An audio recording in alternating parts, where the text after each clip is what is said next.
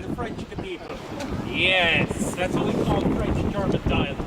It's like they couldn't let the French have the taller cathedral, so there you go. The German one is slightly taller. Now, why do we have a French cathedral here in Berlin? We have to go all the way back, way back, 1618. So far back, I'm going to have to put you into the DeLorean. You're my little Marty McFly's. Reference? Too far? Maybe? Okay, some people. Into the, you got great biggest box office movie of 86, guys. Come on, let's go. Now, guys, 1618, war that lasts 30 years in Central Europe. So we call it the 30 Years' War, ONG. War between Catholics and Protestants. Nothing new there. You know, this is common during that era. But during that time, the most feared army of all, Swedish army. Amazing, you know, we always think of Swedish people being very peace-loving, IKEA, meatballs, smorgasbords, those kind of things. But during that time, very feared as an army. When they entered into Berlin, they subjected the populace of the city to various different types of torture during that time. Because they're a Swedish army, they lined up the Berliners and forced them to listen to Mamma Mia and Dancing Queen. No. That's my childhood, actually. No. But during that time, this is not a joke from the tour, actually. They lined up the Berliners, force-fed them raw sewage, something called Swedish cocktail. Pretty grim. And during that time, Berlin's population falls to 5,000 people. King begins to panic a little bit.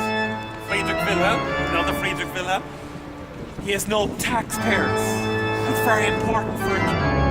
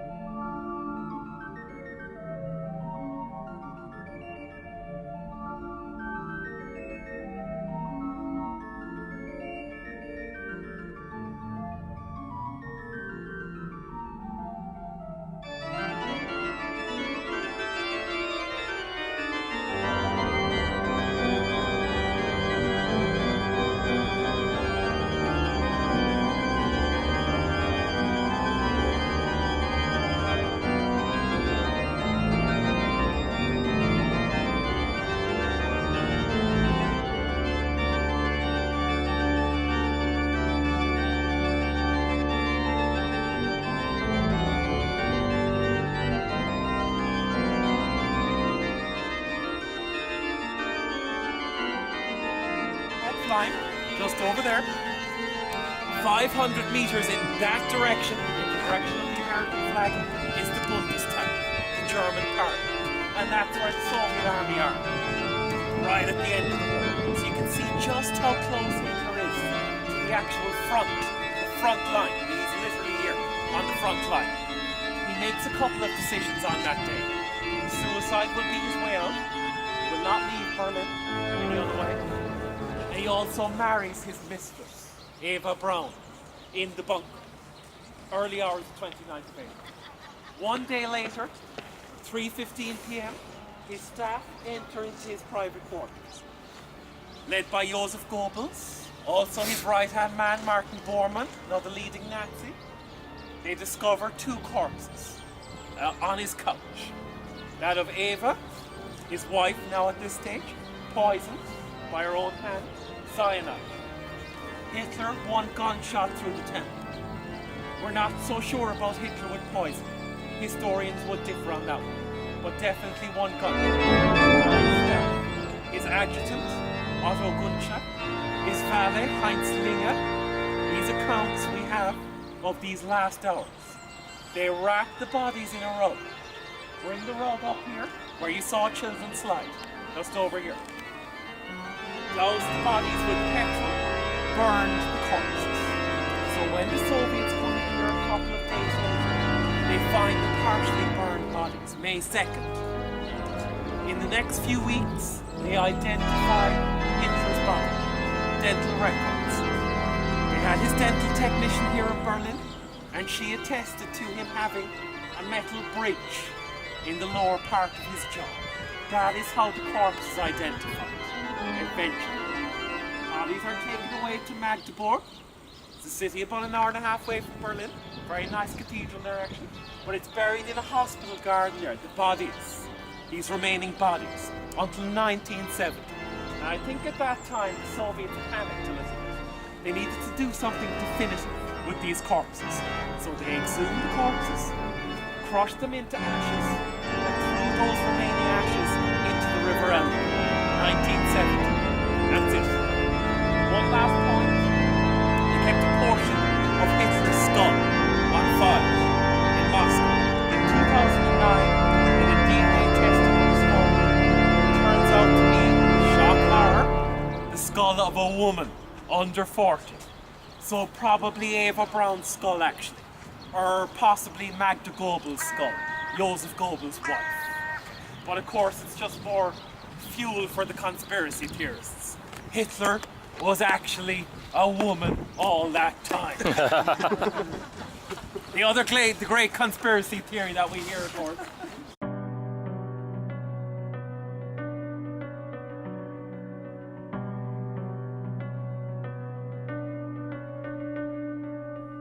Despite the lies that you're making, your love is mine for the taking. My love is just waiting to turn your tears to roses.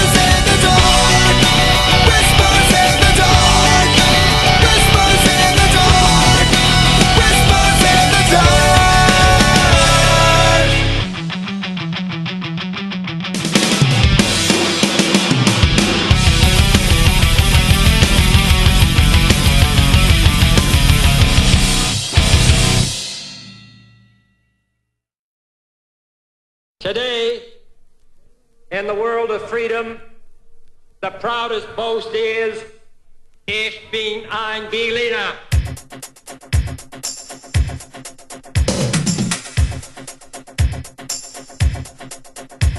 Berlin, Berlin, ey, dein Herz kennt keine Mauern. Berlin, Berlin, ey.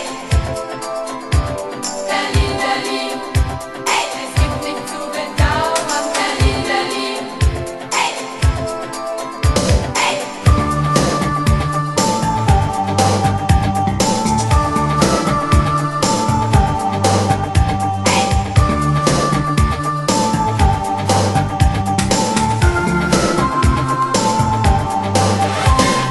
Das ist unsere Politik! Das ist unsere Politik! Hier am Brandenburger Tor. Das ist unsere Politik! Das ist unsere Politik! Niemand hat die Absicht, eine Mauer zu errichten. Meine Damen und Herren, meine Damen und Herren.